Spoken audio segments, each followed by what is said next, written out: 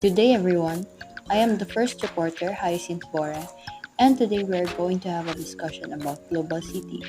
Before we start, here are some of our intended learning outcomes. At the end of the presentation, you are able to identify the attributes of a global city, analyze how cities serve as engines of globalization, and explain how multinational corporations influence the development of global cities. The 21st century is a hub for closer relation of states and for a wider perspective in technological development. It is globalization that made nations closer to each other. According to Thomas Friedman in his book called The World is Flat, there are three stages of globalization which can also be referred to as eras: Globalization 1.0, Globalization 2.0, and Globalization 3.0. The Globalization 1.0 is associated with European explorers traveling to find suitable regions to set up colonies, and the trade and exportation of goods was also promoted, making the first era known for colonialism and mercantilism. Globalization 2.0 is where multinational corporations emerged. The development of technological advances in America and Europe started in this era, as well as the innovations of transport and communications. The third era, which occurred on the second half of the 20th century, is associated with the economic growth of different regions and the rise of economic powers in other countries. Multinational corporations also increased in this era because of the influence of globalization. The story of how the Cold War happened is a long story to tell, but to make it short, the tension between USA and the Soviet Union arises at the end of the World War II. The USA became the superpower of the unipolar world after the fall of the Soviet Union. A unipolar world is when a single state dominates the majority of the world. The global influence of USA is very much evident.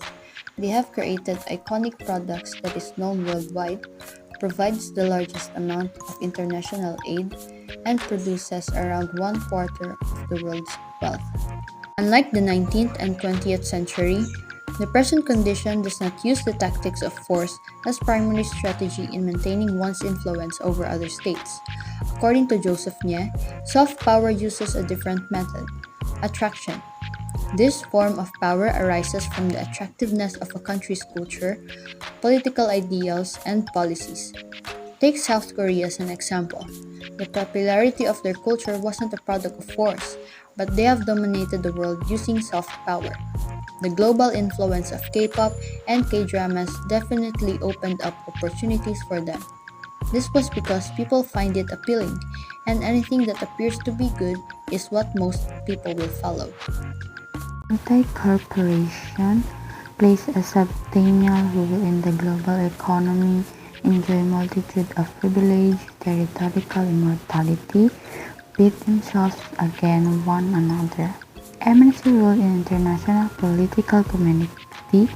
MNCs seem to tie together an otherwise politically separated and clouded world under an all-encompassing banner of commerce and economy. NMC has the capacity to erase and transcend the borders of the world. What is multinational corporation? The multi-corporation is a business organization whose activities are located in more than two countries, and it's the organizational form that defines foreign direct investment. What is the role of multinational corporation? Multi Multinational companies maintain production and marketing operations in different countries.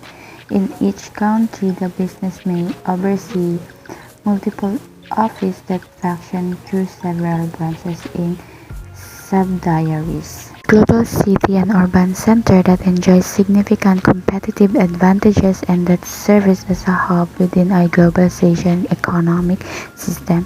The term has its origin in research on cities carried out during the 1980s, which examined the common characteristics of the world's most important city.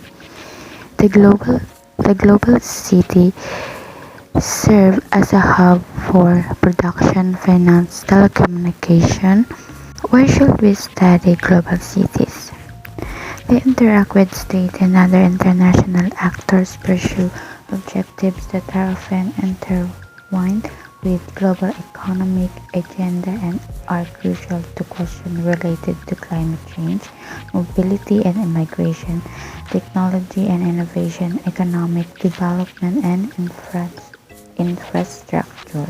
Good morning, everyone. I am Marklid M. Lognasin, the third reporter. So, according to SASEN 2005, outlined the different characteristics of globality that maintain its link to globalization. Some of the obvious characteristics of a global city are: the first is the cultural diversity of the people, second is the existence of a center of economy, third is the geographic dispersal of economic activities that marks globalization, and fourth, or the last one, is the global reach performance. These characteristics are observed in famous global cities such as New York, Tokyo, Singapore, and Seoul. According to the 2018 Global Cities Index, New York is ranked the highest in terms of in the general criteria in business activity, human capital, information exchange, cultural experience, and political engagement. New York is followed by London, Paris, Tokyo, and Hong Kong. In global cities, it cannot be helped that a multitude of cultures interact with each other when nation-states and multinational corporations behave in a grander scheme. The result of this is constant interaction among a wide array of cultures is a conglomeration of cultures in a particular geographical setting which has been labeled as the global city. Cities are hubs for high economic, commercial, cultural, and at times even political activities which can contribute to human progress and development through collaborative efforts of multicultural individuals situated therein. Thus, global cities represent cities around the world that exemplify these characteristics of a city better than other cities.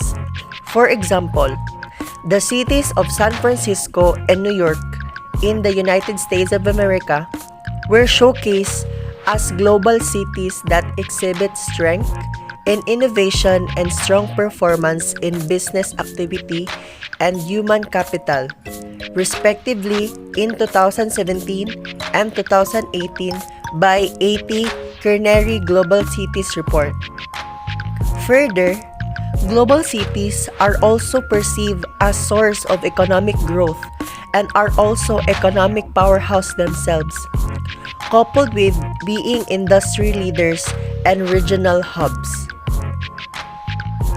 Global cities house industries that promote the globalization of markets, as the development of global condition, cultural diversity of markets among countries arises and the world as people know it's currently in the state where people either are diverse yet connected. Through the development of multinational corporations, global cities have been established. The 21st century brought the countries together into global competition. In the coming decades, the number of global cities will dramatically increase. So that's all of our report, The Global City.